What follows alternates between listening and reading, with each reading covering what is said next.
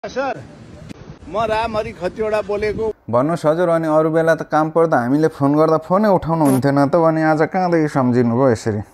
तपाईँको यो पुल निर्माण गरे ठाउँमा छु। हेर्नुहोस् दाइ, अब अहिले तपाईँ जहाँ भए पनि म अहिलेको अवस्थामा चाहिँ तपाईँलाई भेट्न सक्दिनँ है। त्यही किन फोन गर्नुभएको भन्ने कुरो मैले बुझिसकेँ। त्यही कुलिङ पिरियड विद्याको विषयमा यसो चाहिँ फेसबुक भरिहाल्दै, टिकटक भरिहाल्दै, अनि केटाहरूलाई पनि यसो भने चाहिँ त्यहाँ पोस्ट गर्नु लगा भनेर भन्नु खोज्नु भएको होला। त्यो विषयमा सक्दिनँ। अब अस्ति त रोलेक्स काण्ड आयो, त्यसमा पनि चाहिँ प्रत्येक केटाहरूलाई 1000 रुपियाँ दिँदै पोस्ट गर्नु लगाएँ।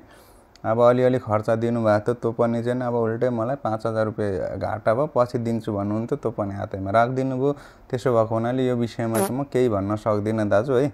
यहाँलाई मैले यसपटक चाहिँ सहयोग गर्न नसक्ने भएँ। गाह्रो छ दाजु है, त सरी। माथि मन्थलीबाट फेरि घुमेर आउन धेरै लामो पर्दछ।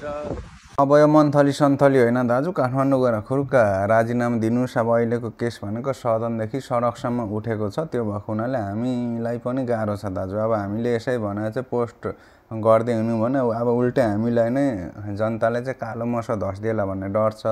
त्यसो भएको हुनाले तपाईँले जेसुकै होस् राजीनामा दिनुहोस् दाजु है। यसपालिको केस चाहिँ गाह्रो छ। यो झोले हुनु पनि गाह्रो छ हौ गाँठे। यो झोले हुनु पनि गाह्रो छ हौ गाँठे।